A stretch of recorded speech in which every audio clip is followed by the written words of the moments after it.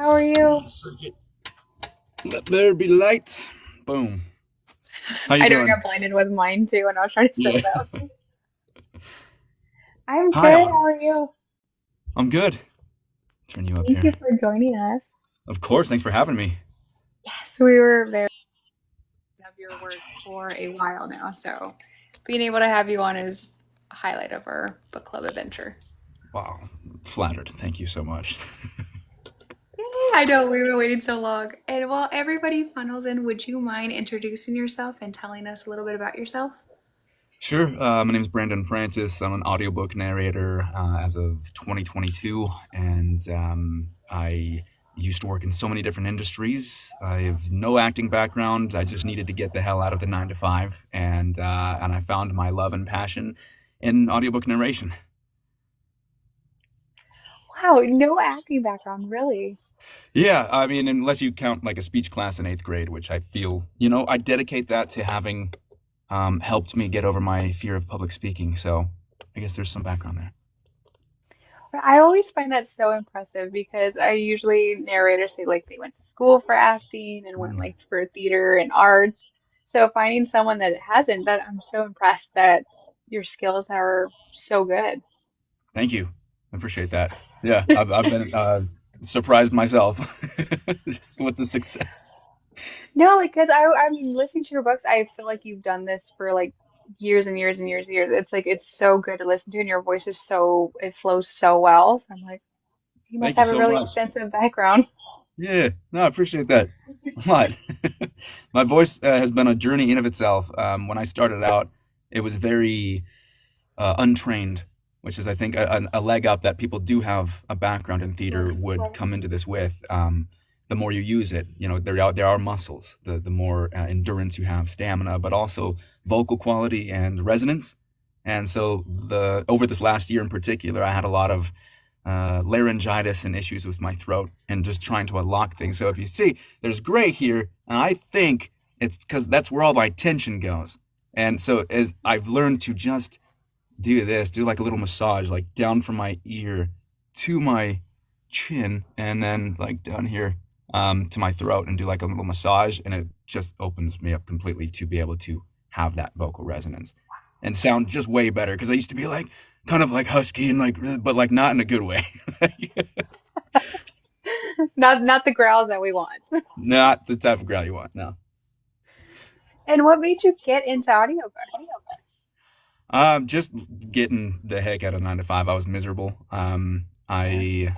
I had no creative outlet, and I never thought that I needed to explore that um, until it just got to a breaking point for me, and I would maybe say even a depression, and so I needed to do something. Video games, my escape via that, were not cutting it anymore. No dopamine. I was sitting there just so like, what am I doing with my life? And as much as I love them, and I still play them, but I decided, you know what, ACX. I heard about it via one of my relatives who had done one book before, and then seeing a lot of like TikToks kind of talking about getting into narration.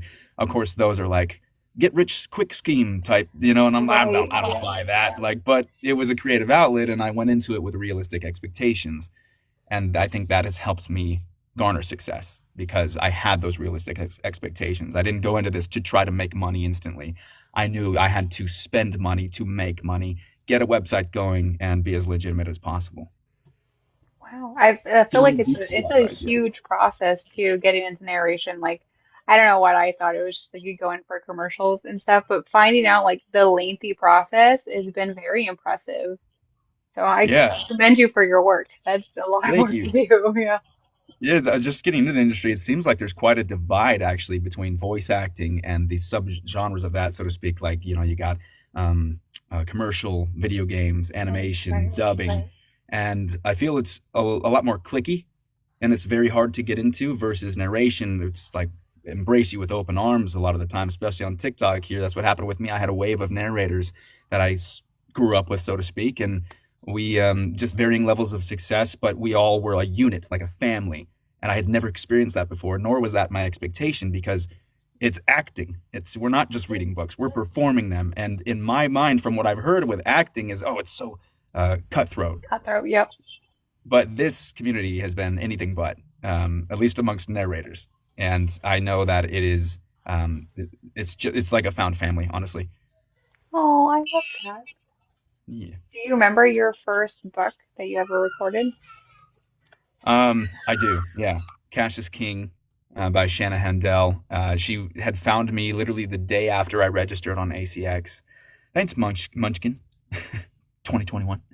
Um, she found me the day after I registered on ACX, and I had done enough research just getting into it to know, oh, okay, so there's a lot of scams on this platform. I need to be careful. And so when I woke up after submitting some samples to an offer, I'm like, oh, well, okay, here's the scam. I get it. Like it's happening. Right. It wasn't a scam. It was a real author. So when I explored that more, I was just mind blown. I'm like, oh my God, my first offer. And I put so much work, probably 60 hours to just learn because everything got real quick. So I'm like, I need Yeah. to know what I'm doing. I thought I would have 2 months of auditioning to figure out my DAW, which is your digital audio workspace, like your software that you're recording into essentially, how to edit it, because you want to start out generally editing your own stuff so that you're not at a net negative paying an Yeah. engineer to do it for you. And it's just good to know because you're submitting samples. You don't want to waste time sending it to an engineer. You want to edit your own, and it was really good experience. But Cash is King was the first one. It was a mafia romance, and there were a lot of different voices, female in particular, because I soloed it, and I felt that it was just such a great experience getting into this industry, and it did really well. It's got a lot of 5-star reviews. That's great. I mafia romance. Way to throw you into the deep end. Hey AJ, oh yeah, thanks Wendy. Wendy apparently knows. Maybe she's listened to that book. And when you got into like your first book, the mafia romance, were you a reader before this, or was this just like completely new? Yeah, it was completely new. Really? That's what's funny between Andy and I is like she's a total reader. Like she'll know narrators and authors. And I just know no one. I didn't know anyone going into this. I was just completely blind. And so I mean, don't tell anyone this, but like, thank God for the suggested section on Instagram. Oh, you followed so and so. Well, you might like these people. I'm like, well, yeah, let's check them out, and like, because otherwise I would not know. So that's how I find authors, and luckily, I'm so fortunate to have such a following that Instagram puts me in the priority notification list. So when I do follow these new authors, it puts me up on the front of their notifications, and hopefully they don't have a PA unless they're really good at what they do, but like they run their own socials. So when they see that, they check me out and they see my profile, and I've got my demos, and I'm very smart about how I go about my social media. I don't post, hey, I just fed some ducks today at the lake, and here's what I'm drinking today. Those are stories, like don't make those your reels. You gotta, the way I see it is you have only 5 demos on ACX to basically prove your worth, to showcase what you can do. So and growth was slow for the first like year and a half, but when I tapped into social media, that's when everything just blew up. And the way I saw my grid was like, well, these are all my demos. This is an author who can look through more than just 5 samples. If they're really interested, they can see Mhm. all the different facets of my personality, of what I bring to the table, of my voice, all the genres I do, all of that. It's all there. So I tried to really create a divide between personal and professional in the social media space, and it's worked out for me. That's impressive. Did you have any social media training? You said like you went about it a certain way, no? Not at all. I hate social media. I think it's a blight to this society. To be honest, I'm so against it. So I never use it personally. But for professional use, I think it is extremely useful, especially for a job like this where I am just at home. I'm not going out in person a lot of the time. Everything's from my phone, really.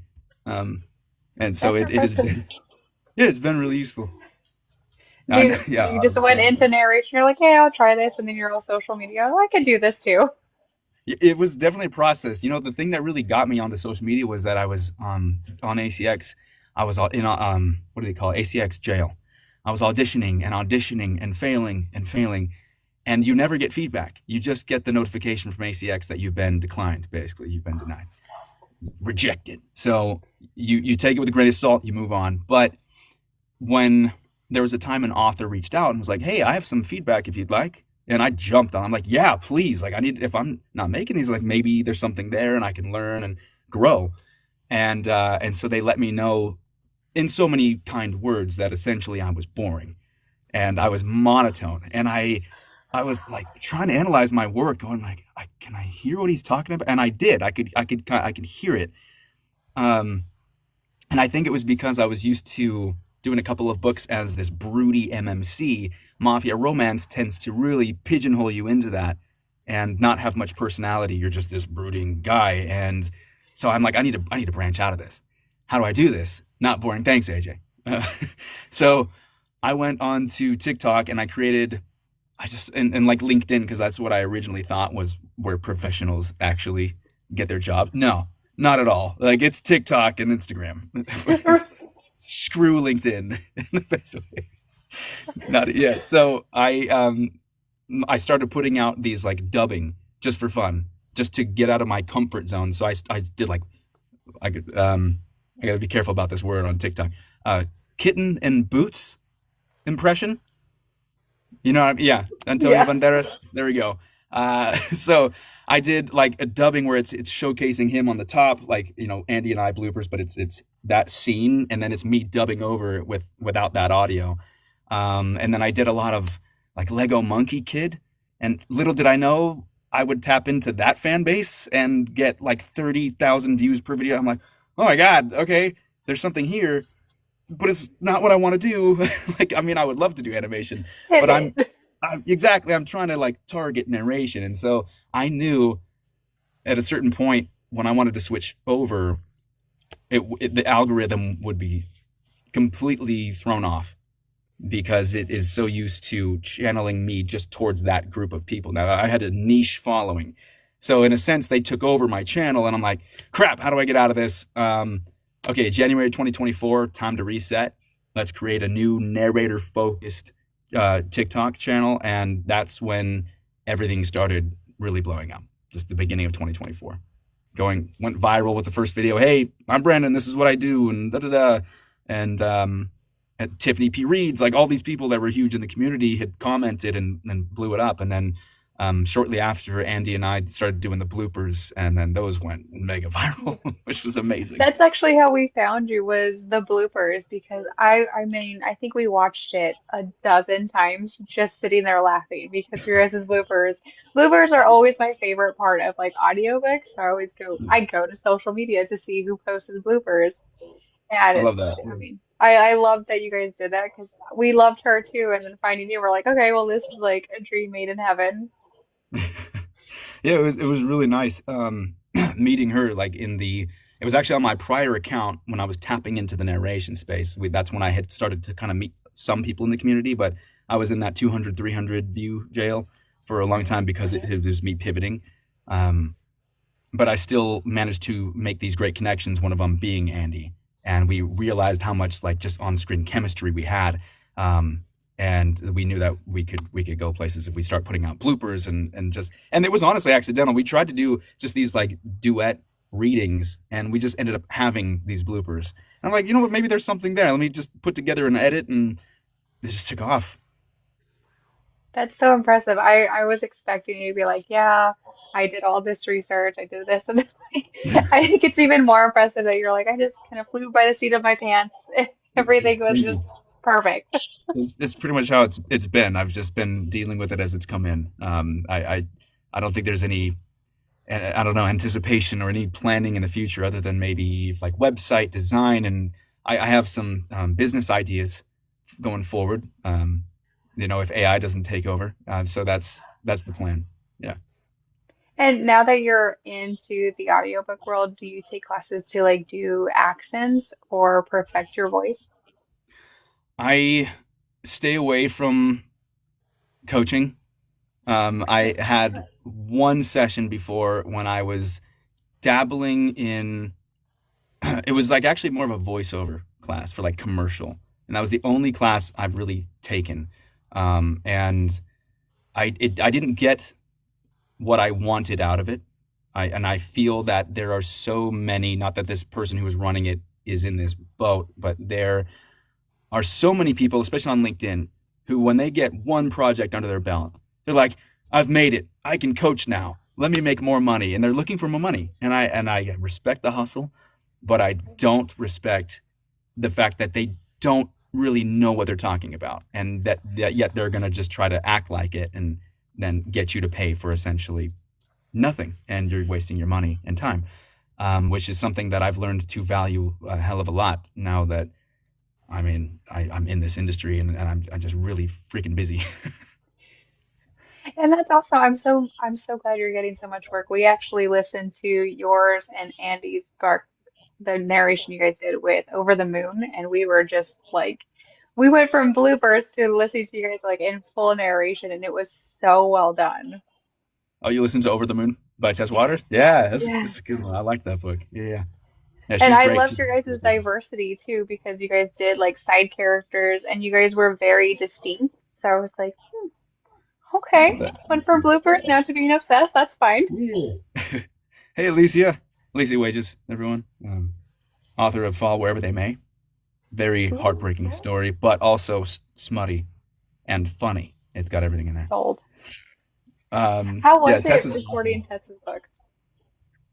It I was probably within like the first 14 or 15 books that I've ever done. So I felt somewhat experienced by that point, and I knew I had a lot of vocal range to come into the industry with, and doing these animation dubbings for these crazy, wacky characters, and I knew I learned really quickly that you can't really bring those voices into a romance because it just wouldn't. you know, you're doing a voice like that's not gonna work. It's like Wazowski. So I had to pull back on that and really just do Maddox. Yeah, okay, all right, Wendy. All right, Garen Park. I love it. Thank you. That's like so many people recognize me from that book alone. It's just been so flattering. So I had to really limit the amount of voices I can do for romance because you almost have to make everyone sound schmexy. Because more than likely, the side characters get their own standalone in the future. Right. And you don't want them sounding like this when they're going to maybe be voiced by Grayson Owens or Right. someone who's schmexy in their own right. And then they're going to listen back to like your voice sample and be like, all right, how does this character already sound? And they got their headphones on and they're listening, and then they get that and they're like, well, I'm not emulating that. I'm gonna just do me. How embarrassing. That's right, Autumn Schmexy Mike Wazowski. Autumn Mercer, everyone, also very talented narrator. Throw that in there. Yeah. See, I love how you went from like Monsters Inc. to Schmexy in the next moment. that's me. That's my personality. I'm all over the board. So what's really been a joy is realizing that I can bring all that wackiness and those voices to fantasy. So the sweet spot would be marrying the two, romantasy. Um, Right. and I think that's where I can really, I think where I shine maybe the most. But more recently, I've done a lot of dramas where, I mean, this booth has seen me weep more than anyone on this planet. I am crying in here constantly. There was like a spree of 5 books, Elise is included, that, yeah, with the grave. That's exactly from the book. And they just wrench your heart out. And so I love just getting into it's just automatic getting into these characters and experiencing what they're going through. And I want to give this raw and real performance. And all of these authors test me. They really love to push it. They just get in there. And I'm here for it. My slogan is trigger me, because that's what I'm here for. I Bring out love the I'm it. in this booth to feel. I want to feel alive because I was so unalive inside in the 9 to 5 and the other jobs that I've done before. I'm so glad you found something that gives you joy though, because I feel like a lot of people get burnt out with their 9 to 5s and then they're just kind of like trying to make ends meet and they never really live like a fun and happy life. And you're like, I'm just gonna Yeah. have a good time with this. No, exactly. Yeah, it was a risk for sure. You know, when you're transitioning, you want to be smart about it. You don't want to just, Right. oh, I'm leaving the 9 to 5. I'm going to dive in and just hope this works. No, you're going to be smart about it. You're going to fade into it. So you're working overtime. I was working up to 100 hours a week, um, just to try to make it work while also being stable with my income. And so Mhm. as soon as that blooper hit 2 million views and authors were just blowing me up, and then I was booking out, I'm like, I'm booked out. Like I've made it. I can do this now. Bye 9 to 5. I'm going. This is my dream. I'm taking it now. And I've been riding its coattails ever since. That's awesome. I love how you said you wanted to do fantasy. Do you have a like a fantasy that you've done before that you had a lot of fun with? So I just did Vesseless by Courtney Wynn, and I was so honored to do that because Amara Calderini is also friends with her, but it's Emerald Frost Design. She's on Instagram, I think, mainly, but she performs these. She edits these trailers for authors who hit her up, and so it's good marketing for them. And one of the authors who used her was Courtney Wynn, and I was the voice that was chosen to perform for that trailer. And so when I do that, I think a lot of people can then hear me as that character and what they envision the audiobook to be. And so they were saying, oh my God, he has to be this character. So it was kind of like pressure on a little bit. But she took it in stride, and she loved my voice, and she wanted me to be her character and do her audiobook alongside Samantha Brentmore. And so that worked out, and it was a big five audiobook, which is one of, I think, the it's probably like my sixth one this year, which has been insane. Ever since I came back from APAC, um, which is like the audio publisher conference in New York. It's like all the narrators getting together, and then the Audis is conjoined with that, so there's awards and everything. Um, and my goal for 2025 was to do at least one big five audiobook. But when I returned, I had like three offers come in, and it's just been insane. So, fantasy wise, Vesselus, really good book. Tons of range in there. There's the main character, of course, is going to be a little more sultry because I think it's more of a romantasy. So he's got the sultriness to him, the gruff, but he's got humor. But he's also this how do I say this without the TikTok? I hate how sensitive you got to be on I this thing. know you have to watch words. Yeah. He's a reaper. He's a reaper, an unalived, and so he slashes souls, Okay. and so he's got these shadows to him, and they're voices in of themselves. So I get to sound like this as well as, and then you can bring all these different voices, and then there's this kind of like he's like the Reaper Lord character, and then you have the other character who's more suave, and he's in charge of like the brothel. Can I say that? And uh, then there's, I don't know, there's just so many different voices I can do, and I've done a few fantasies before that I feel are also amazing, and they've allowed me to really grow in that regard.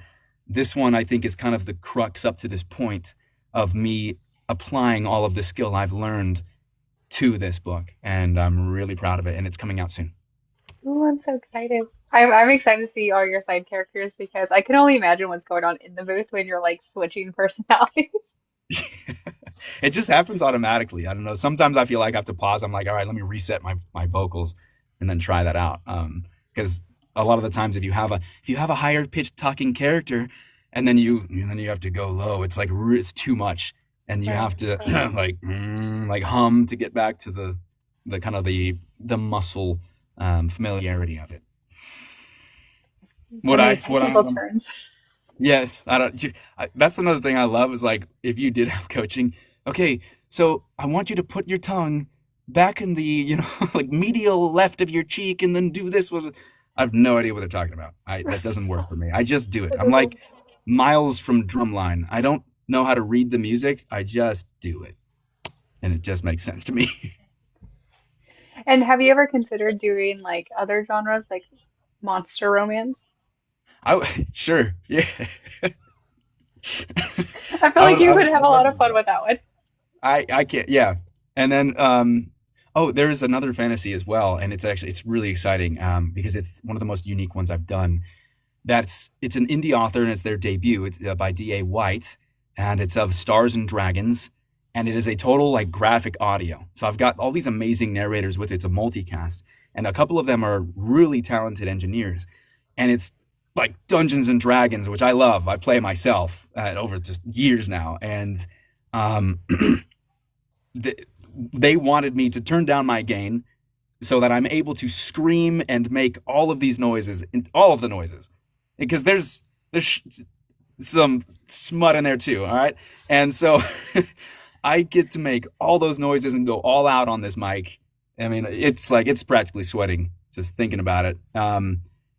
And it's really exciting. They have dragons, they have goblins, orcs, like everything, and all the sound effects associated with those characters and those creatures.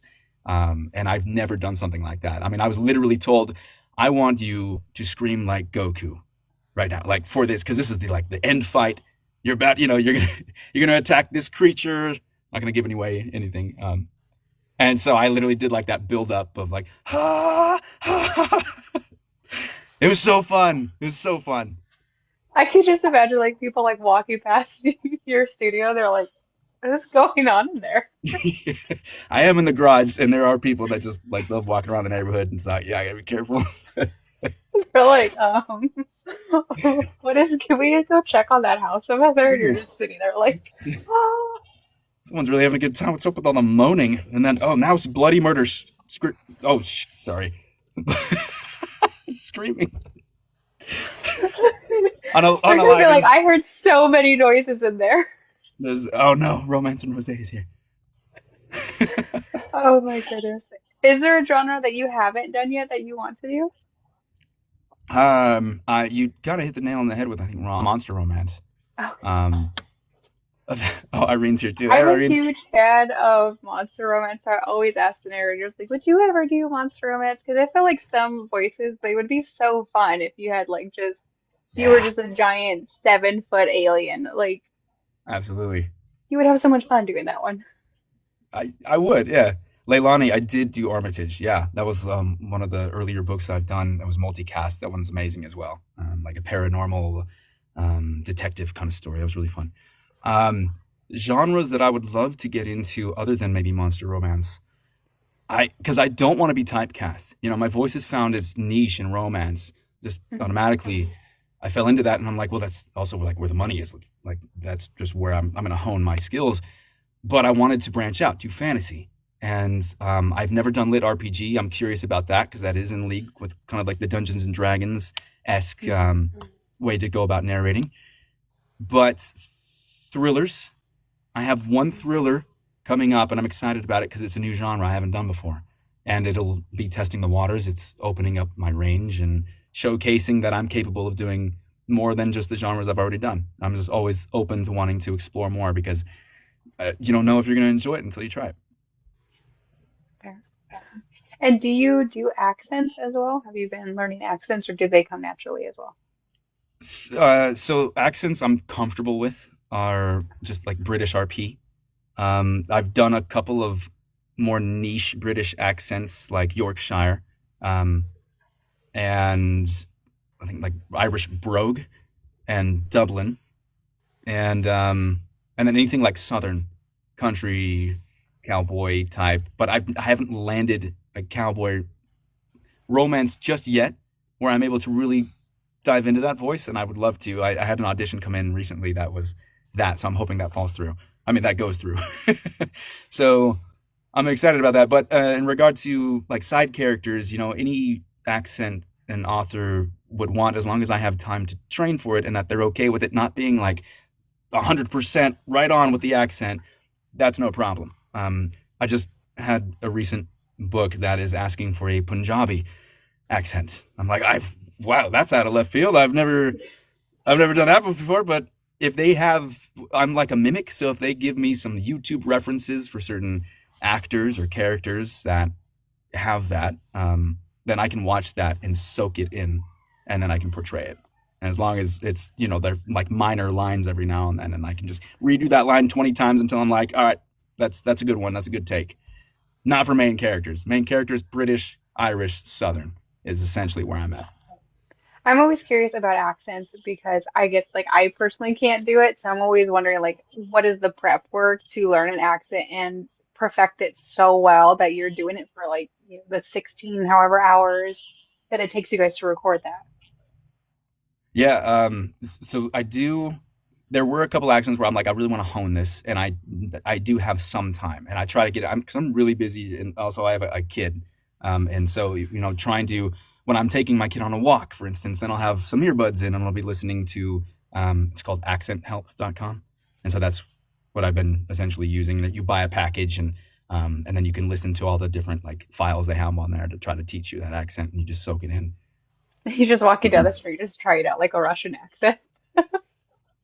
Oh yeah, I've done Russian a couple of times. How we would ask the question here: how would an author get in contact with you for an audio for the work? You can DM me, to be honest, or you can reach out via my website. I have a contact form on there as well. And it Hi, must be Raven. hard trying to balance being a full-time narrator and then a father too. I can't imagine that balance. You're putting in so much work. Yeah, there's a huge learning curve in regard to trying to balance that out. It can take a lot because when you are so booked out, you definitely have to try to find time and cut back on certain things that maybe aren't so necessary in the process, especially being like a perfectionist. It's like, okay, where it's hard to figure out where you can cut back to then give that time to your family. Yes, nap time. But then they never Nap nap. time. Yeah. Nap time is life for me too, Irene. Yes. My problem is they never nap. Yeah. You have And kiddos do you have yourself. any up? I do. I have three, and they're all like at different ages, but nap time Yeah. is always like, please I hear you. let me have that little nap. Yeah. They say it's easier when they get older. I don't know if it's easier when they get older. Do you have a project that you're working on currently that you're excited about? I just had some good new releases. There was one that I had just performed that is one of those heart wrenching ones. Um, Here's the Thing by Susan Henshaw. And it is so I didn't realize it was going to be a heart wrencher. I mean, you go into these expectations of like, oh, it's romance and this, and then you get into them, and then the authors they throw a curveball at you, and I'm here for it. But my God, like it just tore me up. Like, I have to be so censored here. It tore me up to perform, and so I would be on the lookout for that one. That was a good one. And do you cold read or do you read and like prep beforehand when you go into narrating? So it's a point of contention. There are certain narrators who are gatekeepers in regard to that. So Mm. they'll be like, "Well, if you don't prep your book, like I'm never going to recommend you to anyone." Though they themselves are, I would say, very efficient readers, and it's been easy for them to read and prep a manuscript. Um, Others would say that they enjoy going in cold and that they experience it raw, like the first time that they're doing the reading. But I Mm. feel like the optimal spot would be in the middle, that you do enough of the research. The author hopefully has provided a character sheet to where they've broken down accents, and so that you're not finding out about an accent on page 400, and Right. and they have given maybe like a fan cast for their characters, like those YouTube references I was talking about. So I can kind of study either the cadence or the voice for those, so going into it. And then if it's a genre that you're familiar with, a lot of the tropes, a lot of the beat points are the same. So I feel you're more capable of diving in without doing as much prep work. And so that you can get that raw experience and that raw feeling the first time. Though we are actors, so even if you've read it, your point is you're supposed to be able to replicate those emotions, even if you know what's coming up. So there's a balance to everything, and I find that balance. I was just curious because I know like in some of your books you do have like that emotional aspect in your scene. Like I'm listening and you're Maddox currently.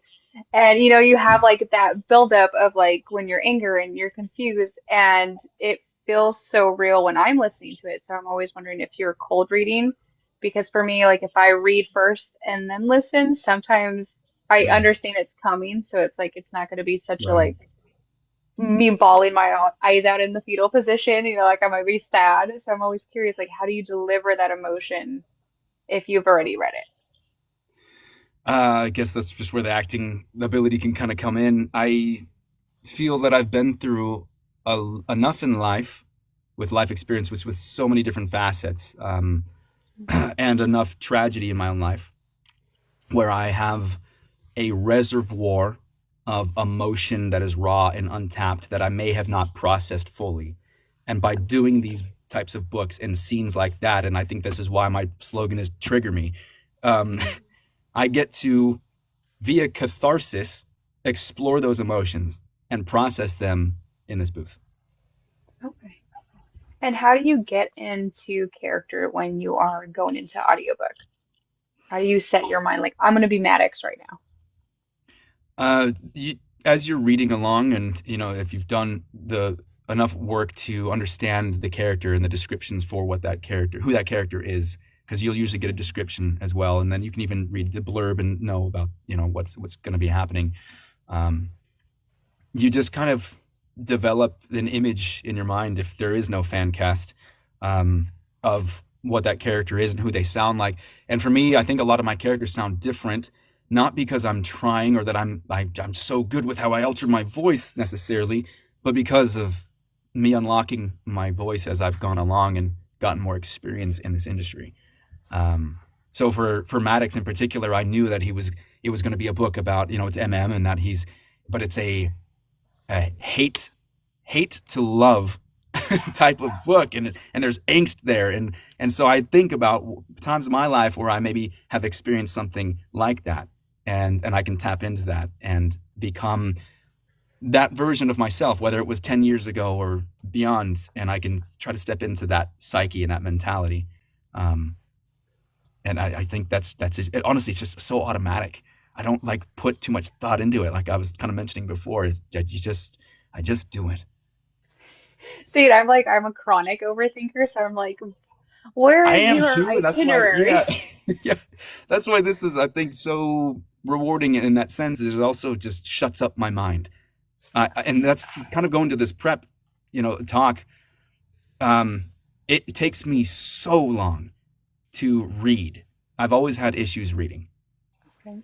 and that's the time where I'm like, I will just spend all day working if that's the case. Like, I need time for my family, and that's where I've cut back because I've had more experience now, because I know where the beats are going to be, and I get enough of what I need to know in the book. And especially if it's duet, you're reading the book anyway, because each line that's separate, you need to know how to perform that line, so you're reading the surrounding context. So a lot of Right. narrators are like, I love duets, but it is a hit to my wallet, because you're not Oh, just reading the entire thing. You're like, okay, next line. Okay, next line. So you might get one per finished hour, but you've just spent the same amount that you would have for like four per finished hours if it was a duel or a solo. Um, so I've honestly forgotten the question at this point, but I think I answered it. you did. I was just because like, listening to Maddox and I'm only like 70% in, but like he's very emotional in like his journey. Like he's questioning so much about himself and then so much about the surroundings. And then his backstory is also very emotional. And you Yeah. capture all of those emotions and I'm just sitting there like, oh my God, is he okay? Like my poor little Maddox. I love that. I love that reaction. That's what I go for. Yeah, no, just trying to step into the character, and I knew that there were going to be some emotional beats in there, and just trying to be as real as possible. And um, even if you're not gay and you're performing an MM, there's still, and you're okay with performing an MM that way, then you can still channel, you know, emotional beats and just be human, and resonate that way. Um, and so I'm glad to have brought that character to life. It was such an honor, and especially for three books, and then doing Nate and Zavi for the third one, was super fun, because that was just such a hilarious book. And I had a little, like, a faster cadence in there, because that's another trick you can do for differing characters. Oh, this character is going to talk slower, this one's going to talk faster. Nate and I think Zavi, yeah, Zavi in particular, he would definitely talk a lot faster, like I'm doing right now. It's another thing I've had to I'm a learn fast, I'm a with the fast talker tension. too. It's fine. Yeah. So I I've grew up had with to, like, Lorelai really, Gilmore, so it's like I talk yeah. fast anyways. Yeah, I've just had to really slow it down, and that's when the Right. tension starts getting when I because I get so excited when I talk about stuff, especially on stuff I'm passionate about, right? And then you're like, I am way too loud. I need to calm down. I am Yeah. too much right now. And then like So people just next to me were like, I take don't it know up. what you said. I was like, okay. Right. But in a sense, I think it comes from growing up being interrupted constantly, being not listened to, and I think that has in of itself made me a more engaging speaker, and has maybe subconsciously led me towards this route, Yeah. this career, and so and I've heard so much feedback about it, and it just touches me right in the heart where I'm like, "Oh, that's me. Like I'm expressing myself, and people are listening, and there's such a rewarding aspect to that." And have you been like recognized by anybody in your personal life from your books? Like, Okay, one time there's yeah, and it was off of my like third or fourth book. Cash is not Cash is King. Abel by D. Williams, and that one was a fun one. I got to explore a lot of voices, and I really put in the work to create so many iconic ones. And it was fun. It was like as if I can say Deadpool. It's like as if Deadpool were in an MC romance. He's got a lot of humor to him, and there's a lot of smut. And my ADHD has now made me forget what the question was. I'm sorry. What was the question? Well, being recognized, right? Okay. yeah. So as I'm at my 9 to 5, I had a coworker of all people go somehow find out. I think because it was like a socials and it's recommended because your number is in like each other. Yeah. And so Mhm. she's like, you're the voice of, I've read that book. You don't know what you've done, but I loved that book. And now I can't listen to it. I can't listen to it anymore. And I'm like, I'm so glad I could do that for you. I'm always curious because like if you're like walking by, because it's your voice. It's not like you can just, turn it off. And I'm wondering if like you're in the store and you're talking and you just see someone like, hold on, I've heard you before. That was, I just like the chances. Because I mean, it's a great book, but it's not the most popular. So the fact that like someone in my own office, yeah, it was crazy. It was awesome. That person's just gonna be side-eyeing you. Like Yeah, pretty making much. sure you're not on there. That's so fun though. I'm Yeah. glad you've had such a rewarding experience. If you had a chance to tell a new narrator coming up any advice for starting out, what would it be? Hi, Dark Raven. That's a great question. I when I did blow up, I had a lot of outreach from tons of new people that wanted to become narrators, and I'm no gatekeeper. I want to be raw and real, and I still don't feel I'm like quite at the level in which, and I don't feel I'll ever be because I'm constantly learning, but in which I want to coach and be comfortable because I want to actually coach. I want to be able to provide information, industry gems that have helped me in particular, someone who had no acting background getting into this. So I have created a guide because there were so many reaching out that I wanted to help out, and I'm like, I can't keep just manually typing this. I'm going to use this template, hone it up, and make sure I've got all the industry gems in there that I have helped me thus far. And so I've sent that out and personalize it and uh, the specific niche advice I can give to a new narrator because everyone's going to say, "Oh, go to narratorsroadmap.com and do like." There's so much common advice, and that's great. The one that I think has helped me the most would be in regard to social media. Not treating it like it's your personal social media, being very intentional about what you post and when you post it.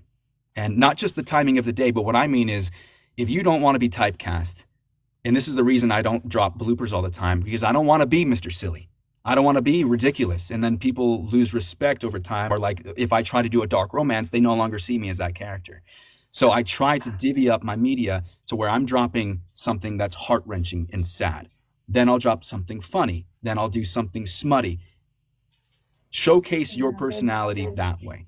If you do too much of one thing at one time, you're going to create these expectations. And if new authors are finding you and they're just watching like your latest, that's all they're going to think you are. yeah. That's smart. Yeah, I wouldn't have ever thought of that because I mean that is your pitch, your profile, like you said, is Yeah. having that vast. range. So it's actually really smart. I'm glad. I'm glad. Hey, Crystal. That makes so much sense. I'm always curious because you go through so much, and I feel like when you start off the journey, you're kind of like a blank slate. You don't really know what to do. And Yeah, then you're getting fed so much knowledge from like all the way around. So I'm like, if you can go tell yourself your day one self going into this, like just pinnacle advice to get you through it, like what would it be? I feel like we all can use that moment there. Like, we've been here. Let's give ourselves some advice. So yeah, I'm exactly. glad. Yeah. And do you have any signings coming up Um, or events? None, I think, that are soon. I like to space them out every 3 to 4 months just to give my Okay. family more time. I don't want to keep leaving them, especially with having such a young kid.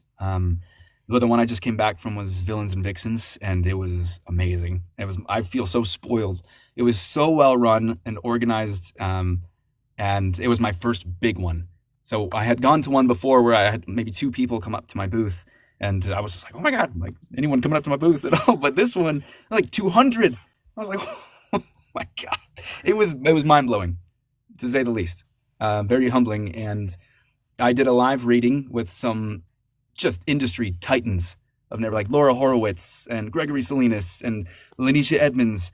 Um, and so we were up there, and I going into it, I'm like, oh, read in front of 50 people, no problem. 500 people, 500.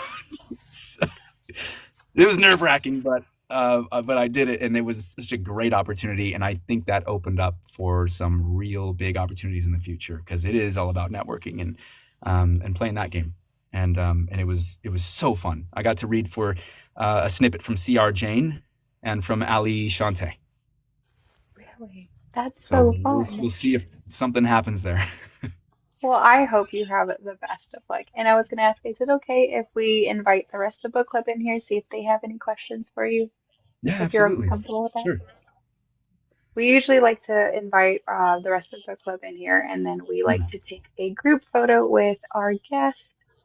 I got you one But second. I appreciate you coming out and chatting with us. I know we were looking forward to this for a long time. We're just massive fans. There we go, a little clearer. There we go. Hey, hey. Oh, you're Wendy. All right. Hi, Wendy. Hello. We're practically neighbors, Brandon, if you're still in Camarillo. Where are you at? Thousand Oaks. Oh my god. Hi. That's awesome. Yeah, yeah, we are definitely neighbors. I go up there Yes. for Butler's Pizza all the time. Oh, you're kidding. No, I love that Okay. place. All Yeah. right. So you're gonna hear him ordering and be like, "Hold on, is Wait, that I hear Maddox?" Maddox. Yeah, I haven't been recognized out in public yet, but in my own office apparently. That's where it was. I can't believe that. Well, That's especially out funny. here. I can't believe that because there's a On lot here it's of real. yeah, it's Garen Park I think is like the main. They're like, "It's Maddox." I put out like a blooper and I'm like, "Oh my god, people. It's like the first time someone's recognized my voice. All right. I'm here for it. I've made it." Camarillo is my old I can stomping say I grounds. was first introduced to you with Tess Waters Yeah. and Oh, Over the Moon. That's how I had met like you and Andy both. That's how I initially found you guys was the bloopers with that and everything. And I have just loved following you guys and seeing you guys grow. And now I'm going all through your backlog. my cattle. So Wow, my thank my you. question for you, yeah, my question for you is of what's already out, because I know you said there's one currently getting ready to release, Mm. but which of your books do you feel really shows your range with your different voices that you can do? Oh, for the different voices. Okay, so there's a couple of facets to that. So different voices, even early on, a book like Abel that I was mentioning before, like there were so many. There's 16 different voices I did for that one, and each one I feel were very iconic and very like you knew when someone different was talking. And I've only honed that skill over the years, but that is the one that I think I come back to as kind of like my staple for the differing voices that were just very like distinct. Um, Thinking even more distinct because that was a romance, which made that more difficult to try to make these distinct voices. But if you're talking like fantasy, um, The Crowned Daughter by Dakota Brimage. It had a lot of fun characters in there. It was a fun read, and it's fantasy, there's battles, there's the strong FMC, and I get to play not only different characters but different accents. I threw in like some brogue, some British, um, and there was even some shifters going on, Oh, gotta love a and good shifter. yeah, and there was this scene where this shifting is taking place, and so I'm talking as the guy, and then he's shifting into this wolf. I'm like, how do I do that? I wonder if like I'm gonna pretend that that's happening in his mid conversation. So then you're talking, and then you start to sound like this, like as you're going, and I'm like, that's so cool. I'm gonna keep that. Let's keep it in there. Um, and then the Forgotten Goddess as well by Rebecca Sinclair, who I did with the amazing Jackie Pryor. There were a lot of different characters in there. One of which, in particular, was called Moros, and he had like a sound like this, and he talked slowly, and it was just kind of. And I got really deep. I'm not relaxed right now because I'm excited, but if I was into it, it'd be so deep. Um, but in regard to if there was a book that showcased not my range of voices necessarily, but emotions. It'll make you laugh. It'll make you cry. It'll make you sweat. Fall Wherever They May by Alicia Wages. She was down here in the comments. I think she might still be here. But that was I a good saw one. her earlier. Good to meet you too, Christian.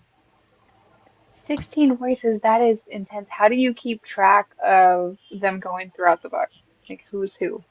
Yeah, it's a good point. Oh, So she's there. as you're recording, I do this thing where I snip a good line from that character, usually early on.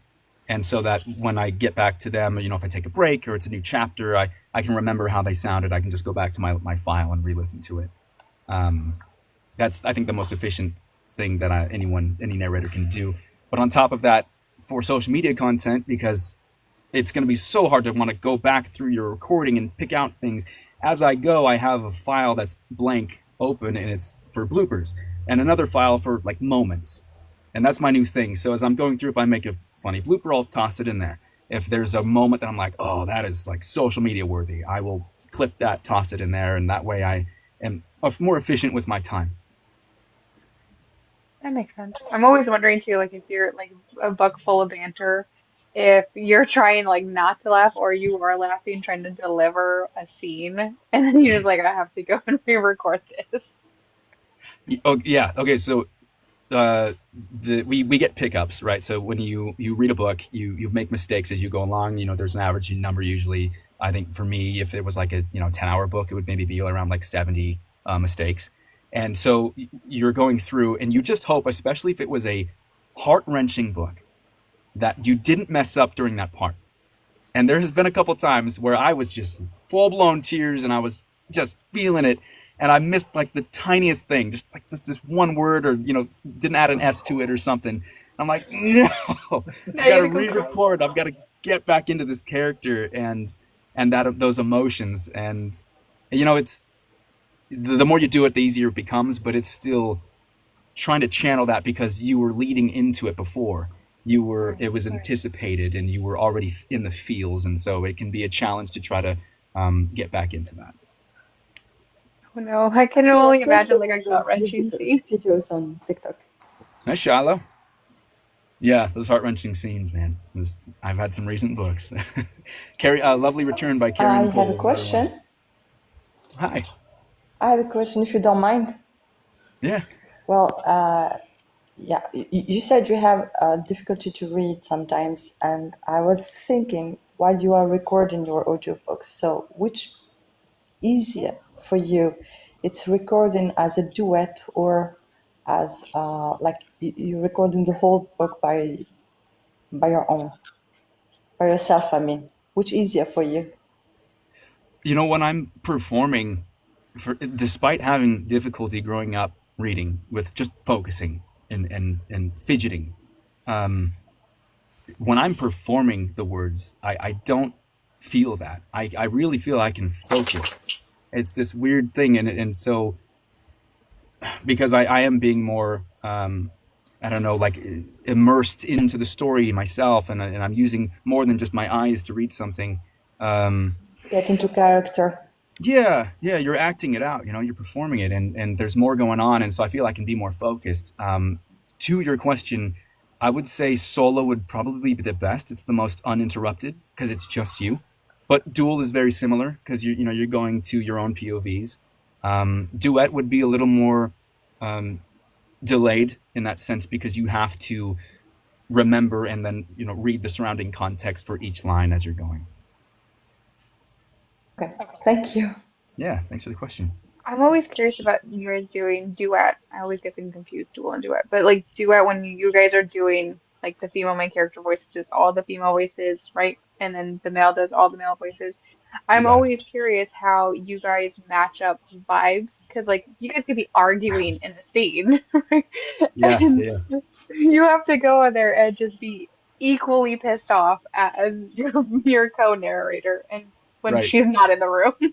Yeah, that's a great question. It can be tricky because generally it's very rare these days, especially since the pandemic, that people record in the same space at the same time, and so you're just hoping that you've both interpreted the script the same way. And a great example of that would be "Fight" by Sloane St. James. I did with Savannah Thomas. So good. Love that one. Because that is one that I did re-listen to. Like I went back and bought it because I like to support the authors that I work for as well. I usually try to buy it and like listen to some of the parts. Oh, that's cool. And there was one of them where we were like, there was banter, and there was this line that she could have said, and we both could have in so many different ways, but we said it like we were on the same level. Like it was like, and she's like, what, and so then it was like perfect. That did it justice. I know. It's I can picture the line in my head now. yeah, it's worth a reread just to have that in your mind and go, oh, that's what he's talking about. That moment right there. Yeah. Yeah, I loved that book, but that's what I was always thinking that because you guys are on the same wavelength, but I know half the time you guys are not even like in the same state. You guys haven't met in person. It's only been through emails. And I'm like, how do you guys match up so well? Like, how are you screaming at her in your booth and she's screaming at you in her booth? Yeah, it's just your interpretation of the script. The more the more you do it, the better you get at doing so. Especially if it's a genre you're familiar with. If I do a genre I'm not familiar with, I will be doing a lot more prep until I can familiarize myself with the beats, with what is like the tropes and all of that. Oh, is she here? Tagging her? No, Savannah. Is there any Yeah, other Savannah was questions great. that we Savannah have? was great in that too. She was Or are we amazing. ready for our picture? Oh, okay. Okay. Our All right, picture. Oh yeah. here we go. All Ready? right. 1, 2. Hopefully I don't turn off the phone. Okay. No, but we appreciate you coming out and talking to us because, like I said, we were huge fans. We actually found you here on social media, so being able to talk with someone that we were like obsessed with and going through the backlog has been just an honor. So we appreciate you, and I appreciate how much work that you put in into your whole narrating career because you are really just climbing up there, and we're so Thank you. impressed. I really appreciate that. Thank you, We are Lyra. so excited to see some hopefully monster romance come from you. Well, I mean, It's gonna if you take- count gnomes, Lyra Blake in the chat here might have have an idea. Though Sean Yeah, Chaucy was the perfect pick for that. Lyra, there you go. that was perfect. But we look forward to listening to more of your work, and thank you again for coming out here and chatting with us. We truly appreciate it. I appreciate you having me. Thank you. Thank you, Brandon. Thank you. And I'll Thank see you, you at Brandon, for Butler's. being here. Absolutely. I'll let you know. Usually Fridays around 6 p.m. Yeah. Okay. Fine. About this time There you tomorrow go. then. Yeah. Not tomorrow though, but in the future, going forward, every other weekend or something. Yeah. You got it. Okay. All right, Thank you Wendy. so much. Later, guys. Bye. Bye. Bye. Bye. Thank you. That was so